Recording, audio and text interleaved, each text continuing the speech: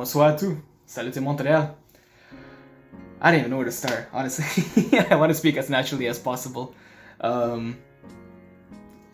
was an experience. I figured after the first day being complete that I go through the first half before getting to tomorrow when I get back home. Wow. Honestly, I don't even know. I want to speak right from the soul because this was something that I could have never predicted. To be able to overnight and explore the city and catch up with old friends that I haven't seen in so long, and some of them years effectively, it's such a pleasure. And especially, like for me, aviation's my bloodline. It's like what I've dreamt to be since I was as little as I can remember. A lot of these friends, like they're aware, like me being young, like the plane nut that I was and that I still am, and to see them now, meeting up with them and be like, yeah, I did it. I flew here. I'm now, a licensed pilot. This is gonna be my career. It's amazing to live up to those, stories that you created. That one day this is gonna be me. One day I will do this, and I'm beyond thankful and beyond grateful to have the opportunity. For the flight school letting me borrow the aircraft overnight, and for my family for supporting me through this and for pushing me through, and through highs and lows, really, because of course it was not an easy process. The commercial license will certainly be one to remember for me. It really is from the bottom of my heart. Like, thank you to my family. Thank you for the flight school at Brantford, for my instructor, for pushing me to make me the better pilot that I am today. It's heartwarming, and it really puts a smile on my face, honestly, because I mean, I like to say jokingly, but it really is the airline experience. You're overnighting. You fly an aircraft to a whole different city, a whole different province. It was a total of 5 hours Hobbs on the meter. Like, it was long. Even with the stops along the way, it ended up being a 6-hour journey. I'm sure it would have been faster direct, but for the 300 nautical mile requirement, you do have to stop at a few airports along the way in order to get it complete. So it was still pretty cool, though, coming along and talking to people along the way and getting the stamps, taking some photos and moving on. It's amazing to see how far I've come, and the exam practices are going good and such. I still have the flight test to go, but with the team that I have that's pushing me, I'm sure I'll do great. It's all to them, honestly. Where do we get started for today? off of that thank you notes.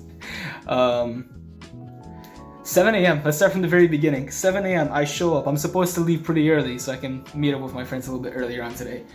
And Brantford is under thick fog. Good morning from Brantford, where, of course, if everything goes well, the one thing that won't go well is weather. It's 7 a.m. and could it possibly be a 300 nautical mile cross country without some sort of weather delay? No, of course it can't. There has to be something. And Brantford is literally like stationary. So I'm gonna go get the aircraft set up. So at least when this clears, because I called FIC and they said that in the next hour or two, hopefully they should go away. It's just a lake effect, but otherwise, it's literally from here to Toronto, and the remaining distance to Montreal is empty. It's clear. So had it not been for Lake Ontario screwing up my morning, we would have been up. But oh well. I call London Flight Information Center. I give them a buzz, and they're London FIC for short. You might hear me say that through the videos too. That's what it means when I say London FIC is Flight Information Center. For context, for people who don't really speak plain, essentially FIC, there's a bunch all across the country in different regions and different sectors, and in a nutshell, they provide you with weather briefing services, with flight planning services, all that good stuff. It's a really good tool to have there, and you can give them a call whenever and let them know where you're up to, where you're going. They'll give you NOTAMs, they'll give you all this extra help. It's a really, really useful tool to have. And I called them for a weather briefing before I head over on my first leg to Kingston, and they're like, yeah, because when I left Burlington, it was clear, surprisingly. And the closer I got to Brantford driving, and the more and more, I was like, "Hoppa, clouds are getting lower and lower and lower." And you know, FIC told me, they're like, it's IFR, low IFR if anything. Like, you know, right? I was like, yeah, I can see outside. This is nasty. It's not a great way to start. But they told me, no, like not to get your hopes too up, but it's supposed to go away in the next few hours, around 10 to 11. So unless you're in a rush, like it will clear up later on. So alas, patience is the name of the game. I've also decided to put on a jacket, given that inside the car it was warm, but out here it's still like chilly. Good old trusty Juliet Lima with all the finest works from 1976 or 77, whichever year she is. But yeah, you might recall this plane from the Sudbury video. It's same one. Yeah, do my inspection, and I don't know. It's disappointing to start the day like this, I'm not even gonna lie. In the meantime, I figured to complete my inspection, to complete everything, to get the bags in the back of the plane, to get everything nice and set up, so all I have to do is just go, right? And I wait, and I wait, and I wait, and as I'm waiting, you know, I'm like the first one at the airport, and the more and more time passes, now the flight center opens up. Alas, I was supposed to leave like an hour or hour and a half before they opened. I got signed out the previous day. I left all my information there. I left my flight plan. I left my entire route. I went with the chief flight instructor over the weather tomorrow and everything. The fog came out of nowhere. It wasn't anticipated. We had no clue. I presume it's just a lake effect in the morning and the condensation that just settled in, but it happens. It is what it is. Some stuff is unpredictable. And anyways, yeah. And people started showing up. They're like, "You're still here? I thought you'd left." And I, you know, every single time someone asked me, I just like point outside the window. I was like, "You see that? Where am I supposed to go?" Make paper airplanes. I don't know. Talked. Helped around the flight school, just to pass some time. And eventually, you know, decided it was time to go. Once the ceilings finally opened up, after 4 hours of waiting, finally I get the green light. The visibility is good. The ceilings went back up. Clouds are clear. It's VFR again. It's only 11 a.m. I got there at 7. At least we can leave. After 4 hours of waiting on the ground, finally, my time has come. Just what a pleasure. Got again to start my 300 nautical mile by passing over my house right off the bat in like the first 30 minutes of the flight. I flew over my city, and I'm sorry, that's super cool. It's always fun to fly over home, and then to fly over to where I did my PPL in downtown Toronto, you know, get a quick shot of where it all started. And now the funny thing is, and I want to get this to the end, but I'm a little bit eager to get to it, I won't lie. There's a lot of full circle moments in this event. It's just, it wasn't even planned. The timing is just really beautiful. For one, tomorrow, May 6, 2023, is exactly 2 years from when I had my first flight training lesson. The first hour I logged on my logbook with Golf November Juliet at Toronto and downtown. And, you know, I mean, just the day before, but I'll be coming back tomorrow and flying right overhead again, right? So 2 years exactly from where it all began. It'll be really cool to fly overhead and, you know, just think as you're looking down there to the runway and think that's, you know, that's where it began.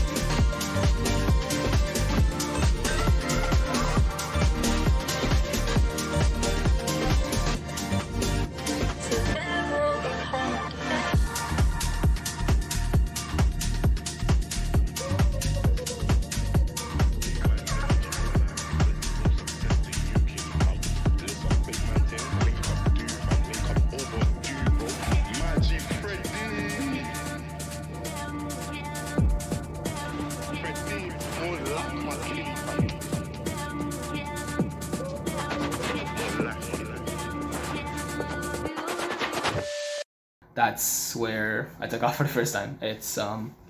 It's pretty wicked to think I very well might actually land on my 200th hour. This the final leg from Kingston to Brantford.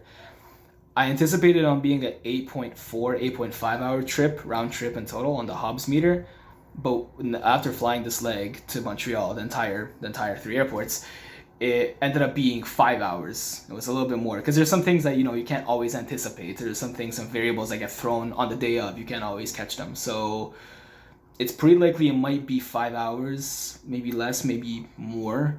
I believe if I recall correctly, I'm 4.6 hours away from 200. I'm definitely gonna take at least like 4.2 hours on the way back. And if it was an extra 0.8 hours today from what it was supposed to be, I'm pretty sure tomorrow will definitely be an extra 0.6 in that case. It'll be pretty similar. So it's pretty exciting to finish your 300, 2 years exactly from when you began your flight training in your PPL phase, and not to mention your 200th hour. It's magical.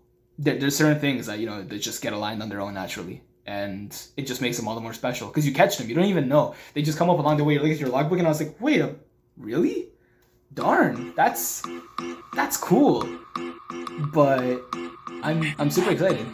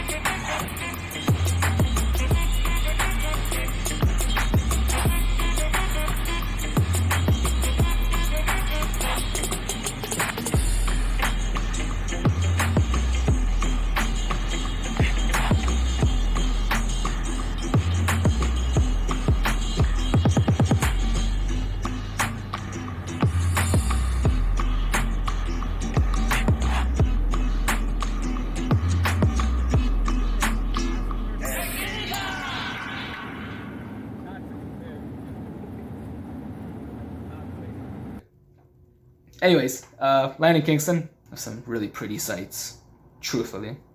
Especially around the Kingston area too, and I believe it's Belleville, the Thousand Islands. Lovely. I've been there with my parents before, but to see it from the sky, ooh, what a view. And nice people in Kingston. Very lovely crew. Got some fuel. Chased down a Challenger. You'll see the video. I came on the approach a lot higher than usual for the purpose of avoiding the wake turbulence beneath, so I have to land past the point that they touched down to make sure I don't descend into the wake turbulence, I don't get shaken on approach. Noisy. They turned out quickly. Literally, the guy got out, and then I heard on the radio they're going to Halifax right after, so, meh. Sounds pretty cool. Corporate pilot life. It's interesting.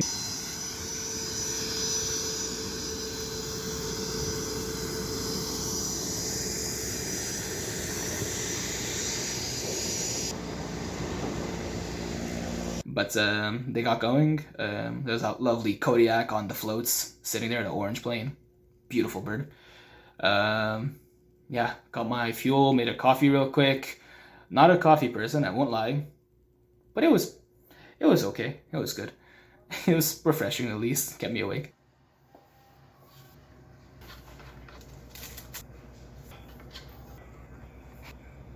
Then kept going to Cornwall.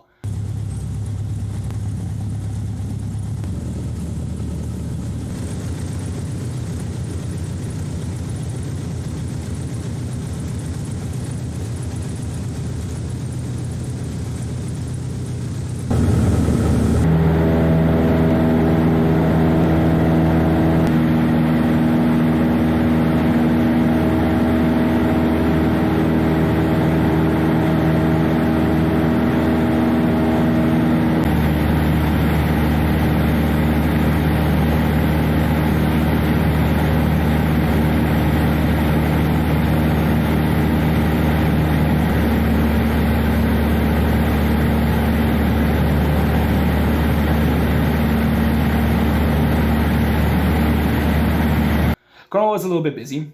Again, some nice scenery along the way there too, following the St. Lawrence River.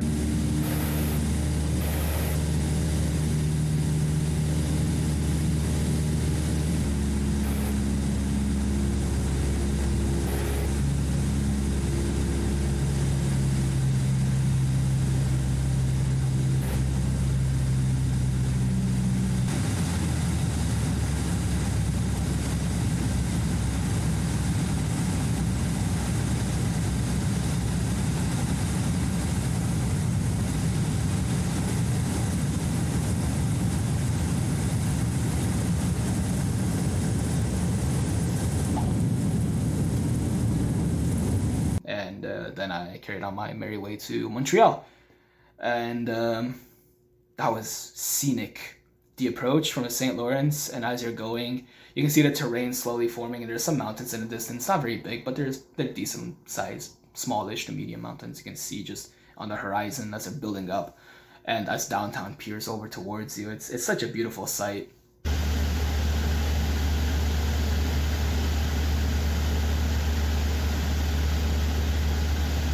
And to be flying into that big of a control zone, a new one for the first time, fortunately for me, thankfully, I have a bit of experience from Billy Bishop from my PPL training, so I'm not exactly a stranger to control zones and to high density traffic areas and that jazz, but it is still a bit intimidating, especially into a totally new area. Like, you're really on the ball. You really have to be exact point to point, this frequency there, this time, don't miss it, right? You wanna impress them. you don't wanna slack. So that was a good challenge. Kept up with them, made my way around. I got vectors. That was pretty cool. I don't get vectors very frequently when flying. And vectors, for the record, is when they give you set headings and set altitudes to fly. Usually it's just like VFR, follow along X routes or along the shoreline for us, usually in Toronto or even in Brantford when I'm going to Toronto for a city tour. So it's such an easy landmark to follow. You just follow the shoreline of Lake Ontario up the way.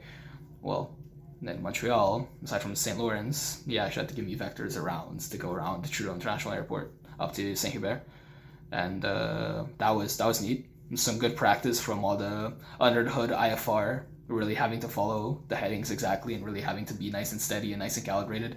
It's nice practice to fly. It was really enjoyable. And yeah, the closer and closer I got, the more excited I got because, you know, the city just getting closer and closer to you. And got passed on to Saint Hubert approach, and then over to Tower, and all the rest is history.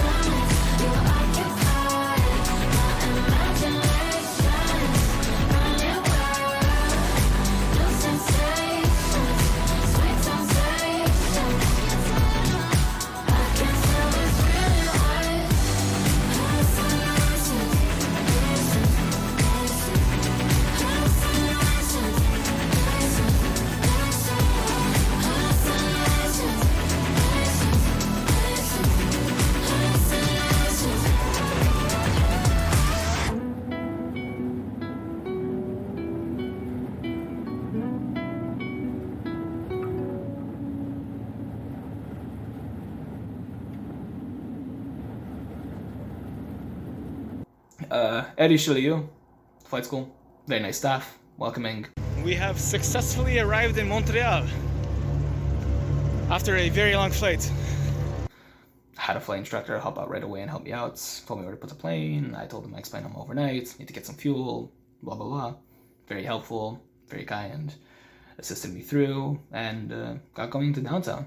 And yeah, spent the first few hours of a good friend of mine I haven't seen in a while. Went to play some pool. Enjoyed a night with him. Talk about things. Oh, something else that I forgot to mention too. You'll see in the video as well. Cornwall Airport.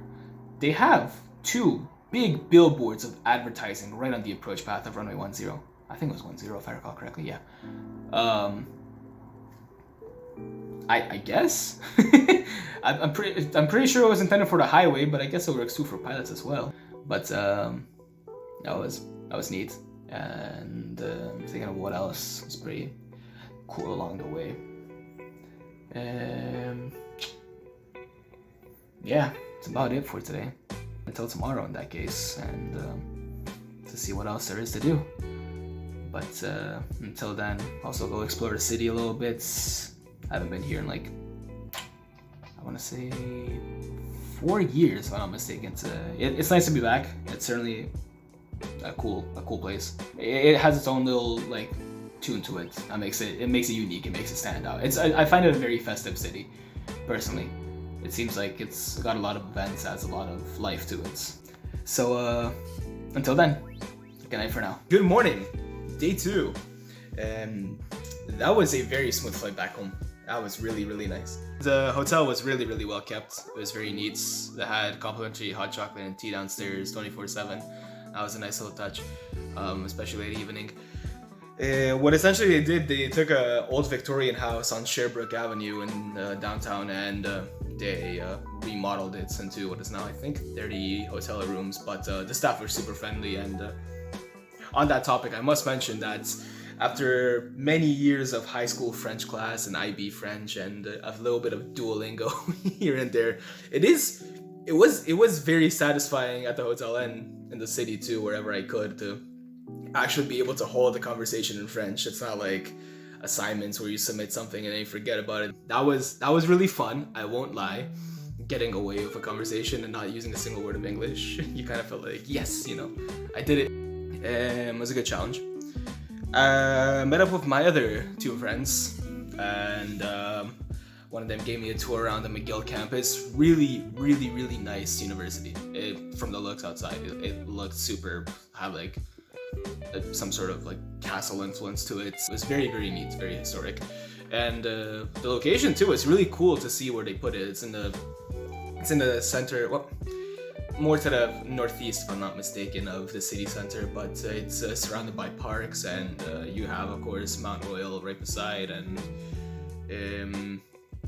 I think what's really interesting about Montreal is how, like my friend said, this is his words, not mine, to be fair. Parks and everything aren't built around the city. The city is built around that, which makes it a lot more easy to live in. It has a lot more open space. It's not centered around the financial center. It's not centered around, everything has to happen here. Like, I feel like it has a lot more open space in the urban sector. And it's really, really refreshing to see, even when I went to the parks around there, at times it was really hard to even tell that, downtown is like a block to the left. So that was pretty cool. And with my other cadet buddy, good to see you again too. That was fun to catch up. I'm glad to see you're doing well. Had fun, walked around a little bit of the city too. Got some lunch before my departure back home. Had a salmon bagel. Yeah, got going. And the flights, really, really smooth. Up at altitude, it was just tailwinds and smooth sailing, really. Departure from Montreal.